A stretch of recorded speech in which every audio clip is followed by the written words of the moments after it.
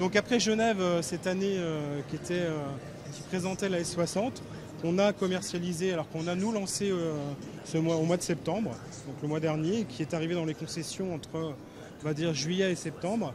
La grosse nouveauté, donc la première mondiale. On est quand même assez fiers parce qu'on a eu une première mondiale. C'est la déclinaison break. On revient à des fondamentaux, voilà, de la marque.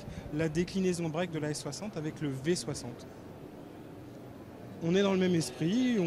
On la trouve comme ça si on veut dans le commerce. Absolument. On veut aussi faire voir qu'avec un break, vous faisiez référence au T5 et aux anciennes 850 peut-être qui étaient jaunes, qui ont été un peu des références à un moment.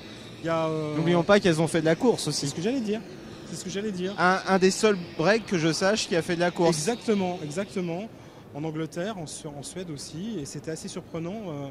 En effet, les gens, quand ils arrivaient sur les circuits, de voir un break qui faisait de la course. Et qui gagnait en plus. Qui gagnait, voilà, c'était ça. Parce qu'encore, faire de la course, oui, mais qui gagnait. Donc là, on a la version break. On retrouve bien sûr à l'intérieur la console, le design et la signature de la marque aujourd'hui en termes de design scandinave. Alors là, gros travail aussi parce qu'on est sur une finition où il y a 3 types de matériaux employés. Parce que je vois qu'il y a du tissu, il y a l'air d'avoir du cuir. Oui. Et de l'alcantara apparemment. Absolument, il y a une vraie recherche. On veut vraiment, voilà, comme les autres marques automobiles, avoir cette signature et un design, avoir cette spécificité sur l'ensemble de la gamme avec des modèles un peu exclusifs et sportifs. Très joli l'aluminium qu'on retrouve sur la console, sur les encadrements de porte, qui rappelle les compteurs aussi. Je suppose qu'on va en trouver une petite touche à l'arrière aussi. C'est prévu. C'est prévu, on retrouve ce design suédois. Beau et fonctionnel. Encore une fois, l'objectif c'est d'être beau et fonctionnel. Et puis si on veut et si on est un peu plus sage ou qu'on n'a pas envie de rouler dans une voiture un peu trop sportive, juste après on rentre dans des versions un peu plus classiques des deux modèles S60 et V60. Il y a une chose qu'il ne faut pas qu'on oublie et c'est pour ça que je gardais aussi le meilleur pour la fin. On a un peu, on a cette référence de marque sécuritaire. Tout à fait. On développe de la sécurité dans les voitures depuis l'origine de la marque. Concepteur, il me semble, de la ceinture de sécurité. Voilà. Créateur, pardon. C'est ce que j'allais dire. Je me fais toujours plaisir parce que je le dis toujours.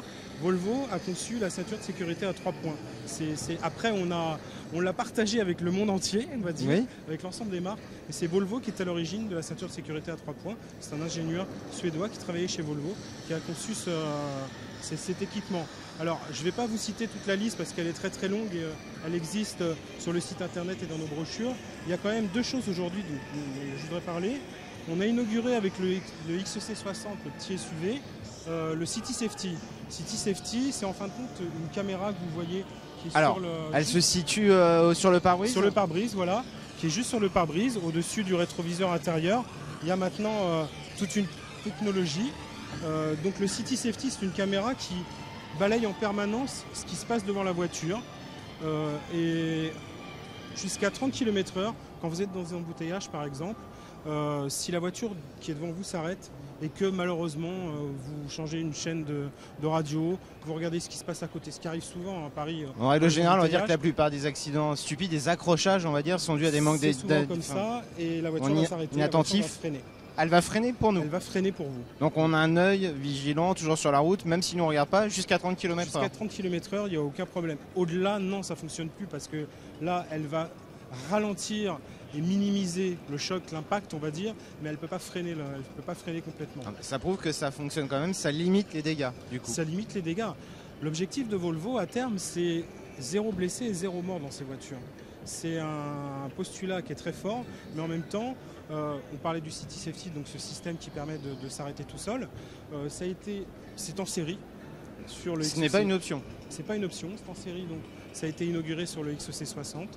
C'est en série sur la S60 et sur le V60. Et ça va découler sur toute la gamme par la suite ? Absolument, sur l'évolution et sur les modèles futurs. Et puis, comme on ne s'arrête jamais, il y a un nouveau système qui est arrivé avec cette S60, SV60, c'est le système de détection piéton. Encore une fois, je reviens à 0 mort et 0 blessé de la part de Volvo dans le futur. Donc le système de détection piéton Je ne suis pas un ingénieur, donc je vais vous l'expliquer très brièvement. C'est le même principe, c'est-à-dire qu'il y a une caméra, une autre caméra, qui va filmer tout ce qui se passe devant la voiture et qui va être en mesure de reconnaître tout ce qu'il y a, on va dire, 2 bras, 2 jambes et un corps. Voilà, c'est mathématique, c'est des algorithmes mathématiques qui permettent d'identifier donc un piéton jusqu'à 40 km/h. Et si ce piéton a le malheur de vouloir traverser devant la voiture, de la même façon, la voiture va freiner et va s'arrêter. Jusqu'à 40 km/h, ce qui est quand même une grosse sécurité en ville, parce que Absolument. En règle générale... Là aussi, on est sur la constatation, c'est que tous ces petits accidents qui peuvent arriver, qui sont plus souvent d'ailleurs qu'en effet les gros accidents, l'objectif, voilà, c'est à un moment arriver à plus en avoir. Et ça sera aussi 2 séries sur toute la gamme? Non, ça c'est pas encore en série, ça reste une option, ça viendra peut-être un jour, mais pour l'instant c'est en série. On a déjà mis en série le City Safety, le détection piéton reste une option pour l'instant. Ah, je sais qu'au niveau sécurité, on va refaire un petit rappel, mais il y a longtemps, vous avez quelque chose sous les rétros? J'allais vous en parler, oui. Et je crois que ça aussi, vous avez été les premiers à le faire, je crois. Oui, d'autres marques le proposent maintenant, mais la marque qui l'a proposé, alors c'est une option, mais la marque qui l'a proposé en option sur ces modèles, la première c'est en effet Volvo. Ça s'appelle donc le Bliss, c'est de l'anglais et c'est en fin de compte un système de détection de l'angle mort. C'est-à-dire que vous avez cette petite caméra qui va surveiller toute la partie angle mort du véhicule et vous avez des rappels à l'intérieur de la voiture qui sont là dans le... D'ailleurs, c'est écrit Bliss, dans le montant, Bliss, voilà. Et dès qu'une moto, une voiture, un camion, quoi que ce soit, rentre dans l'angle mort, le petit voyant clignote. Ça vous permet de savoir qu'il y a quelque chose dans l'angle mort. Ça vous permet d'éviter de dépasser et de pousser une moto, ce qui arrive souvent aussi. Ouais. Feu d'inondation. Donc on va vraiment toujours axer sur la sécurité. Toujours. Ça reste encore une fois, l'essentiel de la marque Volvo aujourd'hui. Mais maintenant, avec des voitures plaisir, avec des voitures qui ont un design attractif, qui ont un design qui est beaucoup plus sexy, qui nous permet aussi d'avoir une clientèle maintenant plus jeune et aussi plus féminine. Oui, non, tout à fait. Mais d'ailleurs, on regarde sur le stand, on a vraiment toutes sortes de personnes, soit jeunes, moins jeunes, femmes, hommes. C'est vrai que ça ramène maintenant beaucoup plus de personnes. Oui, on est devenu beaucoup moins macho et les femmes nous regardent différemment, mais la C30 nous a beaucoup aidé sur ce sujet. Le XC60 est un vrai succès féminin aussi. Aujourd'hui, pour les quelques jours depuis l'ouverture du mondial, je suis assez content parce que j'entends aussi de bonnes réflexions de la part des gens qui viennent, des femmes qui viennent et qui regardent la S60 ou le V60, et qui sont séduites par le design de la voiture. C'est vrai qu'on retrouve même le break qui est noir avec la ceinture de caisse, les lignes de feu à l'arrière. Toujours l'identité. L'identité Volvo. L'identité, la reconnaissance de la marque. En tout cas, merci. Je pense qu'on a fait à peu près tout le tour. J'ai juste vu que derrière, vous aviez une petite palette de cuir, de design, enfin juste derrière le panneau. Donc ça, c'est pour vraiment montrer qu'on peut choisir des couleurs, des cuirs. Multiples et variés. Je ne serais pas en mesure de vous dire quelle est la totalité des combinaisons, mais ça se compte en dizaines. C'est des dizaines de possibilités, que ce soit sur les nouveautés, mais comme sur les autres modèles qu'on a fait. Tous les modèles aujourd'hui qu'on a présentés, qu'on a regardés sur le stand, sont disponibles et on peut varier les plaisirs, je dirais, que ce soit les couleurs intérieures, extérieures, mélanger des matériaux et mélanger les couleurs aussi. Bon, je pense qu'on a fait tout le tour maintenant. On a fait tout le tour. Si vous avez l'occasion, mais il est un peu plus sur le côté. Ça c'est plus pour le plaisir. On a une course autour du monde qui s'appelle la Volvo Ocean Race, qui démarrera en 2012, mais qui va déjà commencer à être visible l'année prochaine. On peut aller voir ? C'est en fin de compte la parfaite illustration à la fois du plaisir de conduire et de la sécurité. Un bateau, comme c'est des courses en équipage et les courses en mer, c'est quand même quelque chose d'assez extraordinaire. Et voilà, on a les illustrations là avec quelques autres choses. Et c'est la parfaite illustration en fin de compte de à la fois la sécurité et aussi le plaisir de conduire. Là, c'est le plaisir de... Le côté propre, l'environnement. Et bien sûr, oui. Là, vous avez tout associé, là, en fin de compte. Absolument. C'est une course autour du monde. C'est un beau clin d'œil. Très beau clin d'œil. Et je pense que pour finir là, c'est vraiment très joli. J'adore l'affiche parce qu'on voit que c'est aussi un sport, parce que là on peut le voir sur l'affiche. Tout à fait. C'est vraiment un sport.